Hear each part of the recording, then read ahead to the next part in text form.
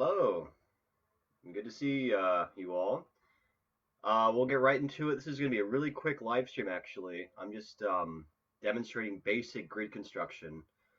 So making grids and grid work and crystal grids, or whatever term you have come to know it by.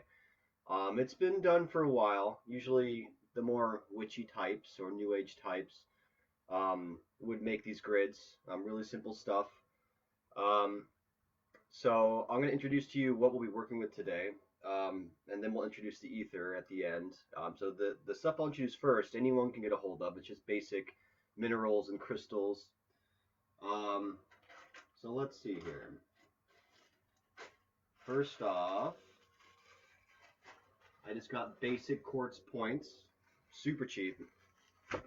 So I'll show you. These are not very big at all. I mean, here's probably the biggest one in the bag. Look at that. It's a little busted piece of quartz. There's not even really a good terminated tip on it.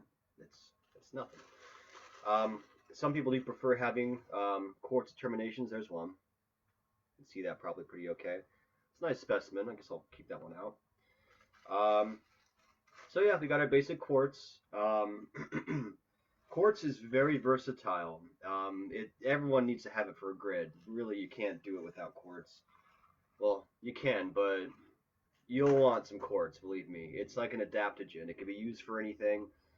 They can be programmed and reprogrammed, just like Aether has a program to it. It has a variant. Quartz can do that as well, in a different way. Different programs, different functionalities. So quartz, very important to make your grid. Let's see what else I got over here. There's also different types and variants of quartz you could use. So you could use some citrine. Oops. -1 citrine.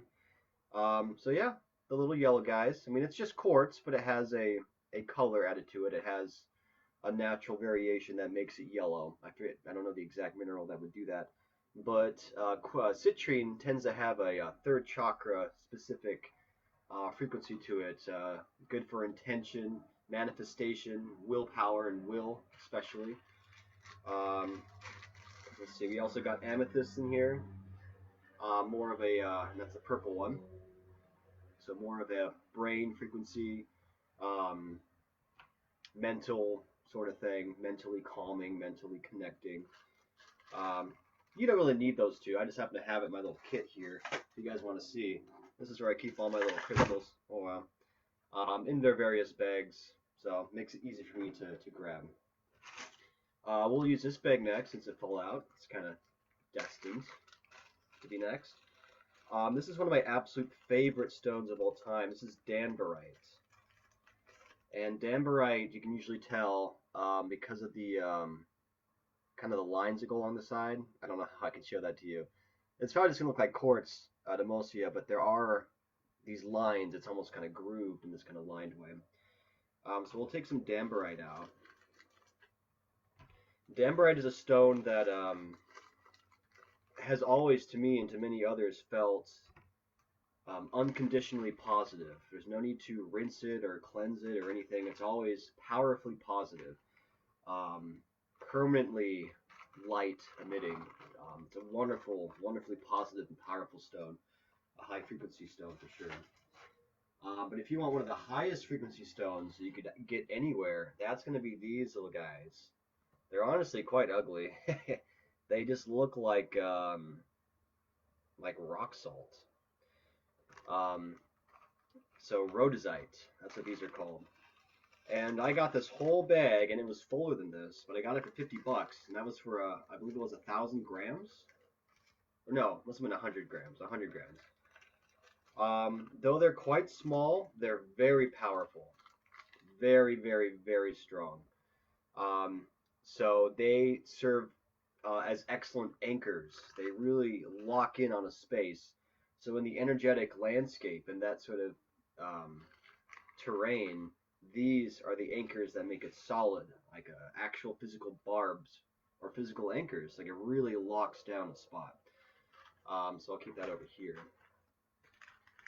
And let's see, any other stones I should introduce? We got more citrines. stuff is falling out of there. We got more citrines. Let's see here. More damberite. I think this is a fine start. This is a fine start. So, those are the crystals we're working with. Oh wait, what's over here? What do we got in this guy? I got this big old bowl over here. Just various stones. Nothing we have to worry about today. We're just doing basic grid making. Alrighty. So I have this little canvas down here. This is where we'll be making these grids. And so I'm going to introduce some ether we'll be working with as well. So various things. You don't really need anything big, really, to make a grid, but I happen to have a mini Mayan pyramid here, which they're amazing. I love these guys. We got little triangles, which is great for manifestation. When it comes to metaphysics and magic and whatnot, the triangle, of course, is important. It's the first, I guess, shape that you can make, the three sides. So for manifesting and binding and making real, a triangle is the preferred item. Of course, rings are excellent as well. You guys can see that okay. So here's some ether we'll be working with, but honestly, you don't need any of that to make a powerful grid with ether. Really, all you need are the microcubes. These tiny guys, very, very small. Yet when used as a grid, it can become very powerful. So, yeah, let's discuss what we're trying to do here exactly. So, many, if not all of you now have ether. So you have the devices. Here's a little drop. So you guys are accustomed to it. You know that by holding it and feeling the vibration and the energy it has, you usually feel a little better. So when that energy kind of makes its way down your arm and into your body, your heart might feel soothed. You can maybe do it over your heart and feel a sort of resounding calmness or soothing nature. But grid work is where you can really customize it and really build upon it. So let's make one. I make grids all the time. This will become second nature to you very quickly. It's easier than doodling a stick figure. Really, it's super intuitive. But you got to start somewhere, right? So let's go ahead and start and make a basic grid. So since this is for the Anxiety Freedom Group, naturally our first goal should be how to combat anxiety, or how to combat a panic attack. So to get started, I'll keep these crystals over here just so, I don't know, we don't lose them. But to start, I'll use a drop because it's very pretty and it's just a good place to start. So the very basic thing that you have to do when you're making a grid, and if you're doing it the Joe method, the Aetheric method, is you have to be in the driver's seat. So here, let me show you a bad way to make a grid first. This is a good idea. Let's see, where did those quartz points go? Here we go. So this is standard grid making. People think, oh, if you make a pretty shape, a symmetrical little design, that you're making a powerful grid or an even functional grid. So some people, they might, that's a chunky looking piece or whatever. They might make like maybe a cross or an X or something like that. So they'll lay out their little pieces of quartz, and maybe they'll lay out a few going in this direction, and so on. And it's a nice and symmetrical shape. I mean, it's easy to visualize. It's easy to just easy, you know. It takes very little thinking or effort to make a grid like this. And you'll probably see, if any of you guys follow like New Age Instagrams or metaphysical Instagrams or groups or whatnot, or you have a blogger or someone that does this. They might show you a standard grid that has something like this. You know, they might have like a little, like pretty colorful things over here. Let's see. Let's maybe put this guy over here. Maybe like some, what is that, obsidian? Maybe jet. So, you know, the basic grid. Look at that. Zero effort or brain power or awareness needed to make this. Pretty standard grid. I mean, you'll see other ones online like, oh, they add some more crystals, so it looks really complex and like they put a lot of thought into it. And And maybe they did. Maybe they realized, oh, so on this quadrant I have amethyst, so and that has the brain. So this is like a brain centric area over here. And we got citrine, so it's more willpower centric. We got grounding because of the black grounding stone. And then what is this? Jazz? I don't even know what this is, but whatever that's doing.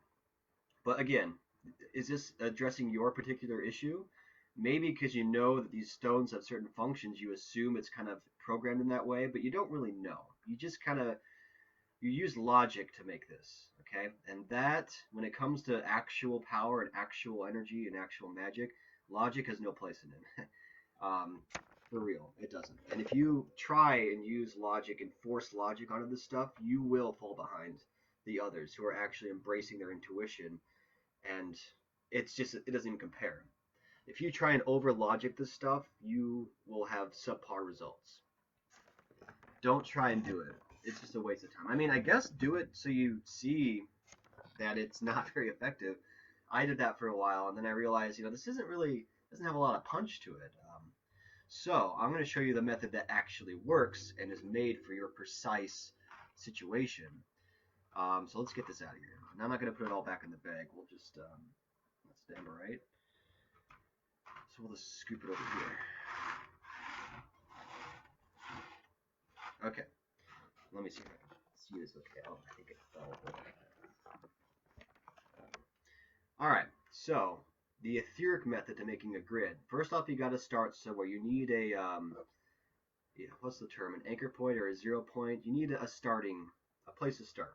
So we're going to start with this little drop here. This is a new variant, actually, made by a friend of mine in Portugal called the Redeemer program. I won't really get into that here, but we're going to start with that. So let's say you're feeling a little anxious. It's really got you by the heart. You're really feeling it. And maybe you're holding your ether and whatnot, but you want to address the anxiety a different way through a grid-based format. So you're making essentially a computer here that is finely tuned and made for this purpose. So we got to start somewhere, right? So we're going to start with this guy. And you don't just stick it in the middle and say that we've started it. If you want to really start this off on the right foot, you have to feel for where it wants to be. So that's all it takes. So when you hold ether, you're feeling a sensation. It's kind of buzzing or doing its little vibrating thing. But when you hover it and you have the intention to place it in the right spot to address anxiety or to serve a function, to serve a purpose for you, it's smart. It gets that. So when you hover it over the right spot to start, you might notice that vibe increases. In fact, I'm feeling it right here. You might feel that the vibe increases in the ether, or you might feel it in your body. You might feel a certain body part kind of tighten up, because that means whatever you're doing is addressing whatever might be affecting this body part. So you might notice it kind of get a little nervous. So maybe you'll feel like a little squirm in here, or maybe a little palpitation.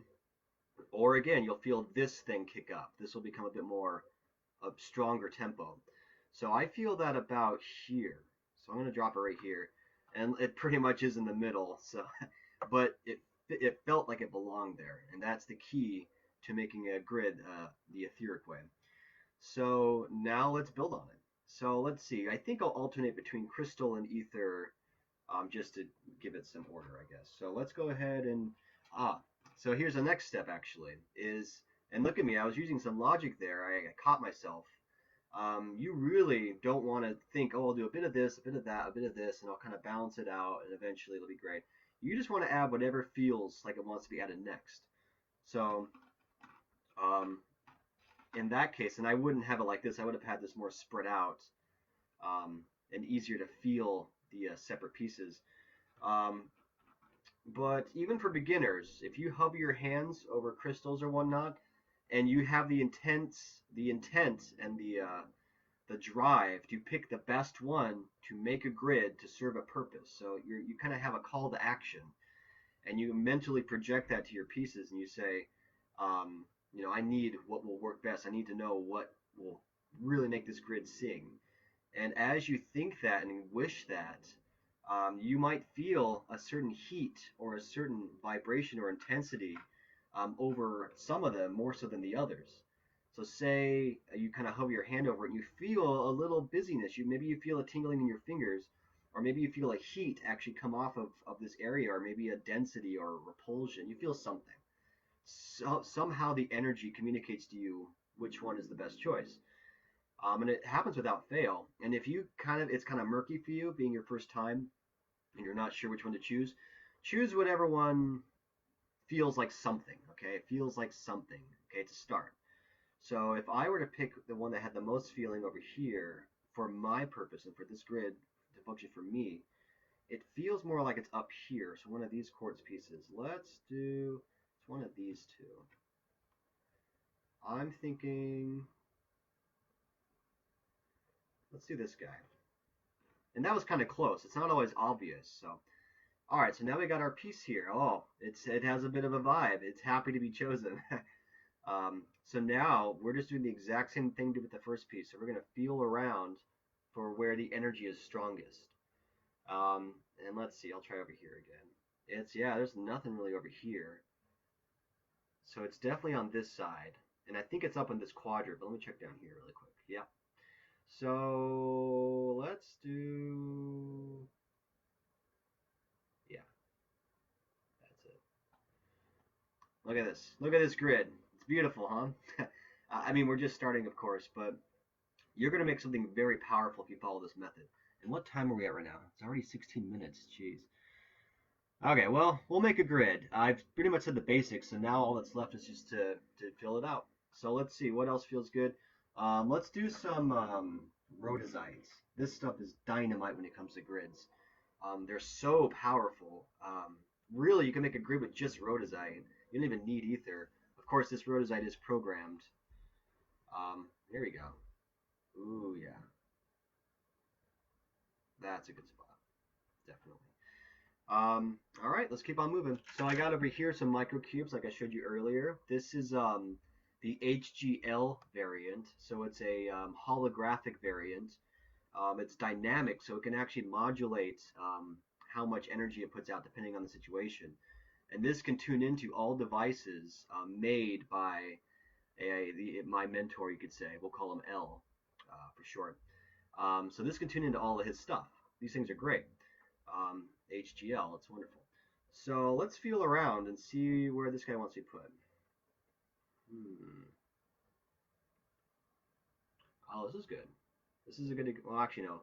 I almost thought it didn't want to be put anywhere. And sometimes that happens. Sometimes you might hold a piece and you're feeling, and you're aching to feel something and you just don't. And that means it's not time for this piece yet, or maybe it should even be in the grid. So that does happen sometimes. You don't have to put a piece down just because you grabbed it. It might not be suited for your purpose, or it might not be needed at that moment. But I actually did feel something with this at the very end. It was up here. Yeah. And what I'm feeling is not so much in this case the cube acting up. I feel it more in my body. So this is kind of like a. Can you see that? Yeah, it's in the very corner there. So when I was holding that, I actually felt the energy in my shoulder start to kind of pulse, and it got a little more intense, and parts of the arm kind of acted up a bit more. So in that way, energy is communicating to us, and the only way we can understand, which is through a feeling, through a texture, what's that? Tactile feedback. And that's how I feel it. Some people might have other things happen to them, but for the most part, you'll feel something in some way. That's dowsing, and this is essentially dowsing. But we're using crystals to tell us where they want to be placed. Let's see. Let's use a hexagonal prism. Now, these are the mini prisms I have in my shop. These things are wonderful. Very sweet, positive energy. Not super anti-evil. You could does this work on the single? Not really anti-evil so much. It's just positive and radiant, and a bit more neutral leaning. So let's go ahead and see if there's a place for this guy here. And you can kind of feel as you add different pieces with different variants and wavelengths, it kind of fleshes out a different piece of this mosaic that we're making. And it as I said, it fleshes it out. So it begins to take on an enhanced form. So let's see here. Oh, yeah. So we'll say right there. Let's see. So it's still, ooh, no, I feel some activity over here. This area is kind of waiting. It's not quite hooked up, you could say. And of course, I don't really have anxiety at the moment, so this grid isn't really strongly directionalized, you could say. If you did have strong anxiety, this would be directly clashing with it. You would feel shifts in your body. You might feel a kind of pressure or a tug of war, a pushing back and forth. But eventually, as you make this through, you'll eventually feel a kind of breakthrough. It just like opens and melts and falls away. And as you work on these grids, that's what will happen. Um, so I'm not really sure what the purpose of this grid is, except to fulfill some sort of energy need that I guess I need. Um, yeah, so let's keep going. Let's do another mortar. Or that was the old name. We call them drops now, but they were called mortars. This one has shungite. That's what the black stuff is. Mixed with silver, actually, but we'll get into that another time. Let's see, where do you want to be put? This is a double, as you might see, it's a double layer drop, so there's a couple things going on in here, so we'll see if it even wants to be on here.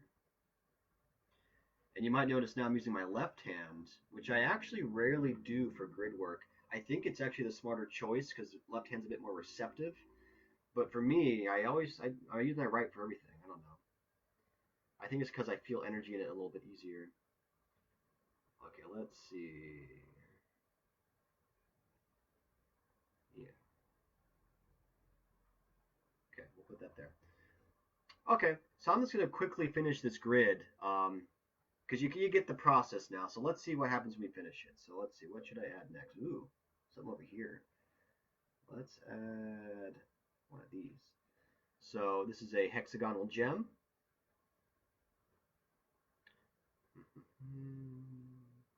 Ooh, yeah, here we go. That's popping. Yeah, a little bit of heat there. Okay, it's starting to feel it's once you add certain pieces, it's almost like you feel like a board tip, like the scales start to slightly shift, and that's when you know you're really making headway onto whatever your goal is. Because remember, it doesn't have to just be for anxiety. You can make a grid for anything. You can make a grid for health. Maybe you're having a cold or a virus of some sort. Good timing, right? And this will help break through that kind of energy envelope that encompasses. You could use it for a loved one who's feeling sad. This might kind of help balance their moods. Emotion, again, is energy, so you could shift their feelings that way towards the better. Or if you're having an intense bully issue, you got an NOB after you, or some sort of fake individual who's just full of nasty vibes, you can negate that through a grid. And if you make it for a specific person or group, it can be very effective. Very effective. I actually have done that approach a number of times. Let's see. It's really humming now. I don't have very much quartz. I think I'll add a bit more of that, and then we'll call it quits. Let's see on the grid. Okay. Let's see which one wants to come along for the ride. Let's do this little guy. I mean, look at that. There are many bigger and nicer pieces there, but the little guy is the one that wanted it most. So let's go ahead and honor that.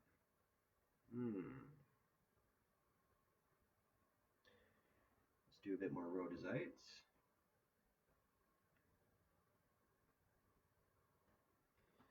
And let's do one more quartz. Okay, no.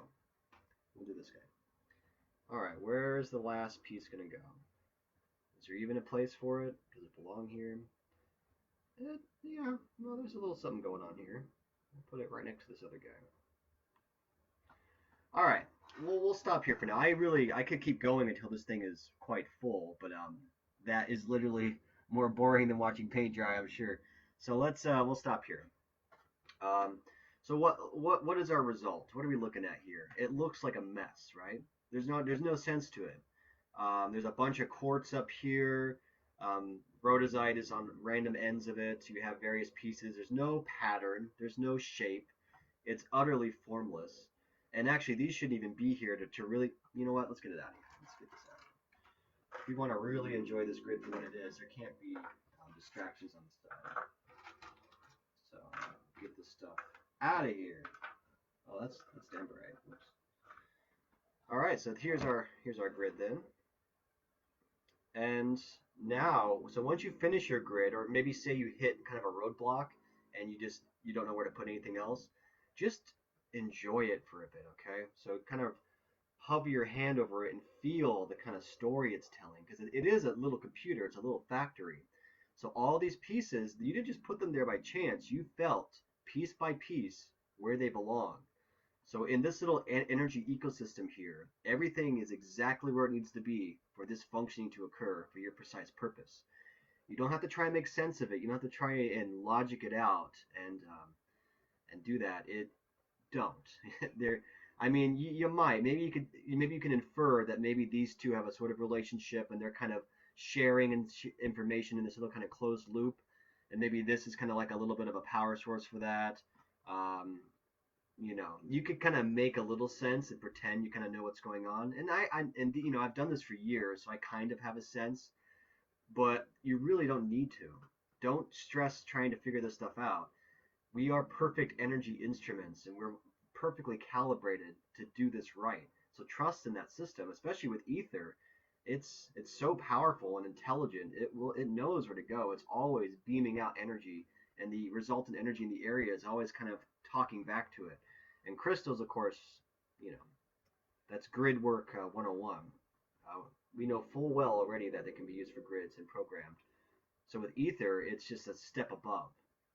And by utilizing programming of stones, which I will teach in a future lesson, you can just make grids that blow anyone else's out of the water. It's not even a competition. So in any case, yeah, you kind of feel a little thing going on here. Like I can feel, it's almost like you feel kind of a hilled terrain. You know, you got your peaks and valleys, and you feel it churning going to work. And so say you had a panic attack that was happening or anxiety, and you put on all the pieces that you felt had a spot, and now you're at a roadblock, or maybe you're done. In which case, enjoy it. And as you hover your hand over it, and you focus on your anxiety, and you kind of try to mentally connect the two, you will feel this thing go to work. And you will either come up with a new insight, or you'll feel relief, or at least, yeah, a little relief, if not total absolvement of the stress or anxiety in its entirety. So very powerful. So here you go, an etheric grid. But before we kind of wrap this up, because we're almost at a half-hour mark, which is a bit longer than I was expecting, but I was very thorough on how this all works. I'm going to show you one other way to do a grid. This will be a lot quicker because it's tiny. Let's get these out of here. You guys go bye-bye. And the lovely rhodesites. See you later. So check out this guy. And Sagita, if you're watching, or if you watch this later, this is kind of a sister version of what I sent you. So this is just a little slab, nothing fancy. I just made it in the lid. Sorry.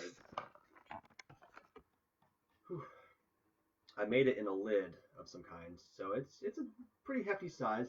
You might notice there's a little thing sticking out of the top. I have a little coil of a sort that kind of stuck through, and a little end of a screw, I think, that kind of pokes through the top. But if you are a customer that has a slab of some kind, or if you wish me to make you a slab, that functions as a surface that can be used for grid making. So you can make a little grid on this guy, and this thing is not just a poor one and done thing. This has a bunch of components in it, including hardware cloth. And as you can see, these are cut in certain ways. They're kind of like a circuit of their own, really. I call these sigil work antennas. I'll say that again, sigil work antenna, or SWA. I don't know, whatever you want to call it. This is a whole video unto itself. These things are real game changers. But in any case, something like this is in here. So it's very intelligent and in tune and aware. So by adding a grid to it, it knocks up to the next level. So let's say we'll add a little rhodesite. Oh man, this is quite, like, you of course can't tell because you're not the one doing this, but it is far more communication. It is like screaming for where it wants it. So we'll put this guy here. We'll put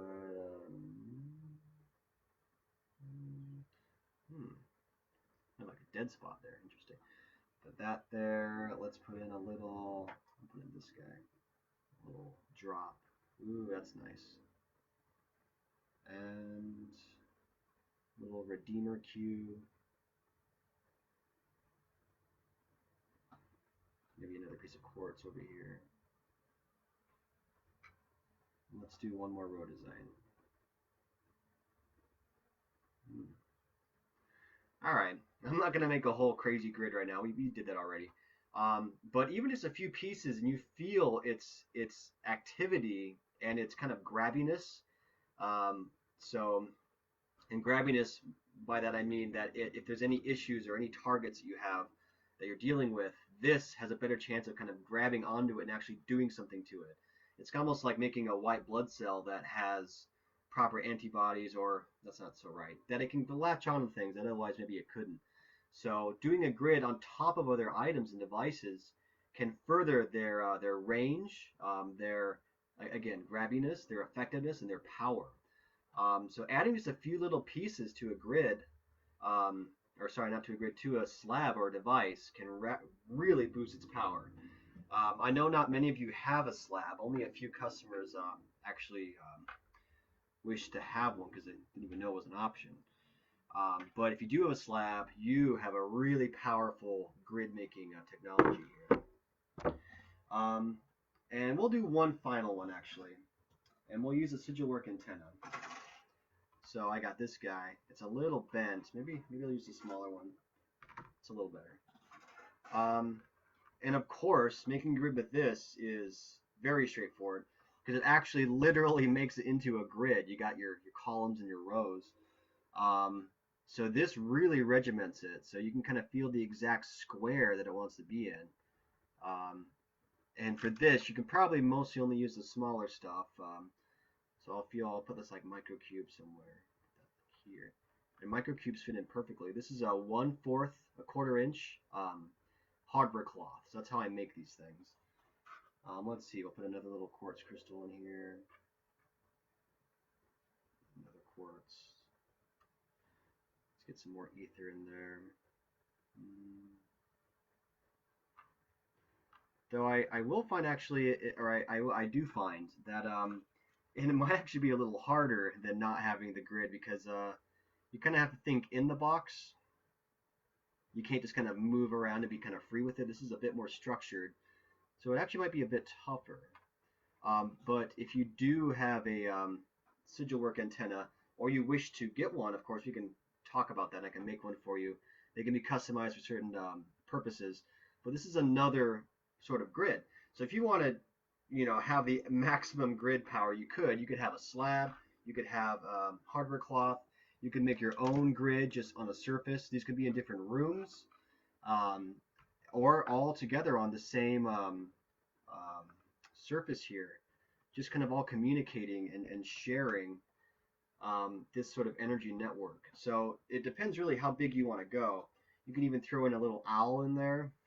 So we'll stick this. Ooh, actually, it really likes this grid. You got little octopuses you can even put in. Maybe these guys could be friends and they got something going on here. Who knows? We got a slippery sphere here.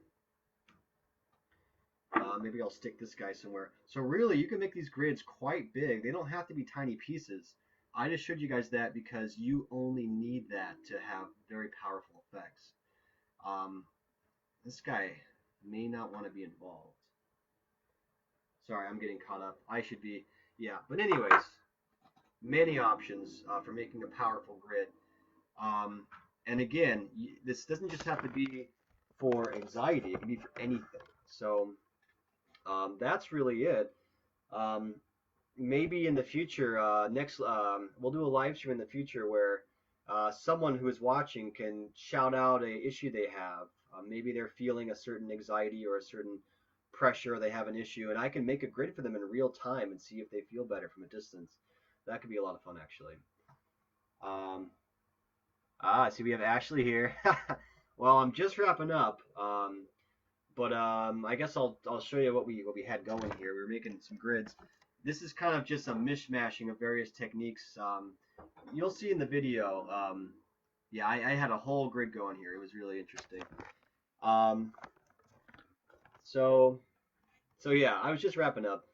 Um, so I guess yeah, if anyone has any questions, and actually I'm sure you have a couple since you just arrived, but we did walk through a whole grid exercise.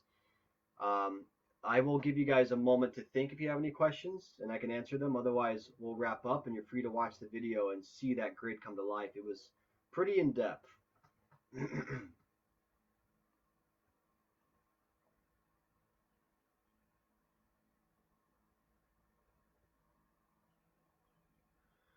Whew. Ah, that's a good water. All right. Well, it looks like we do not have any questions, so that's good. So yeah, watch the video. Very, very useful stuff. And Ashley, I know you have a lot of ether, and you probably have some stones as well. You can make some powerful grids, and probably make a huge difference when you're having a panic attack or any attacks in general. Um, so just watch this video, look for my technique, and it's a skill you can build. It's honestly a lot of fun. It's a bit like painting, you know, freestyle painting. You're just kind of making your own thing, putting what feels right, tweaking things if changes need to happen. Um, and that's it. So I'm gonna get going. I will see you guys next week, where we will finally delve into Unit 2, creating the energy body, which is just like everything that comes through this channel, a game changer. And you can be a lot more effective in using ether and affecting people from a distance, you know, beneficially or self-defensively or whatnot, by having an energy body that you can utilize, and it just works. It works great. So it was great to see you guys all today. I will, yeah, see you next week. Have a wonderful weekend. Catch you later. And